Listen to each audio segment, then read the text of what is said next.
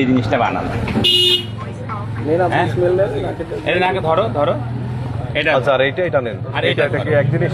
একদিনই এটা দুটোই তো আলাদা। আবার দেখেন আপনার এটা আর এটা দেখেন, এটা কিটন স্যার। দেখেন এই কিটনটা আপনি নেন।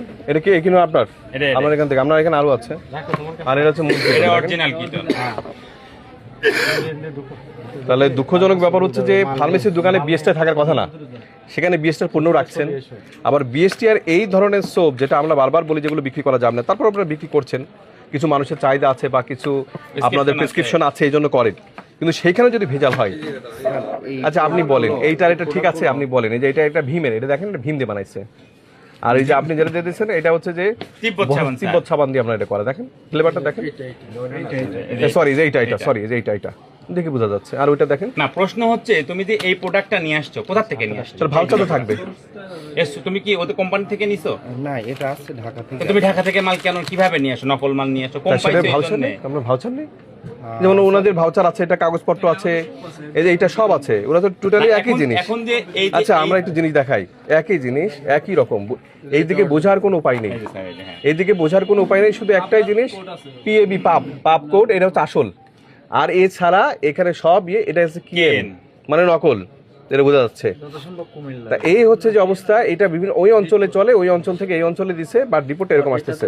আচ্ছা এটা আমরা ইনস্ট্যান্ট আলটা খুলি, দেখি এটা কেমন পাওয়া যায়। উনি তো মিথ্যেও বলতে পারে, তাই না? আমরা দেখি উনি যেটা বলতে সেটা সঠিক কিনা, আমরা এটা খুলেও দেখি যে এটা আসলে যেটা পাচ্ছি সেটাই কিনা। সেটাই তো তিব্বতের মতোই, তো তিব্বতের মতোই, এটা একই জিনিস, এই ডুপ্লিকেট। তা আমরা ভাউচারটা দেখেন, আমরা ভাউচার দেখে তাদের বিরুদ্ধে ব্যবস্থা নিই। আর নকল যারা করে তারা ভাউচার দেয় না, আপনি ভাউচার দেখাতে পারবেন না, আমি এটা বুঝছি।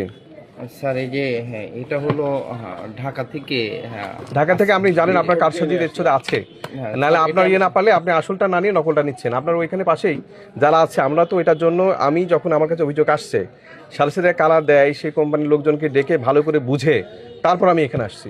আমি হঠাৎ করে কিন্তু এখানে আসিনি অভিযানের জন্য।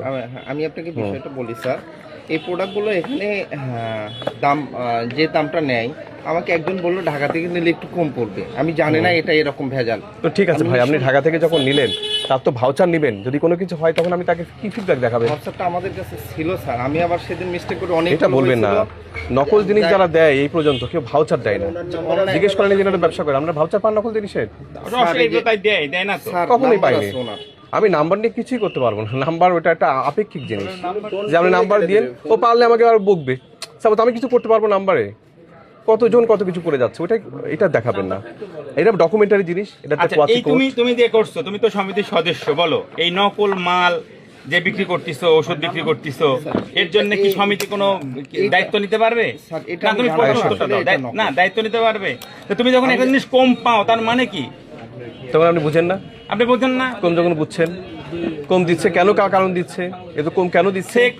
সেকলো ক্যাপসুল মনে করো যে 6 টাকা এমআরপি, ওর মূল্য মনে করো 5 টাকা 20 পয়সা কেনা, তোমাকে যদি কেউ 4 টাকা দেয় তাহলে কি বুঝতে হবে ওটা অরিজিনাল হবে? সম্ভব?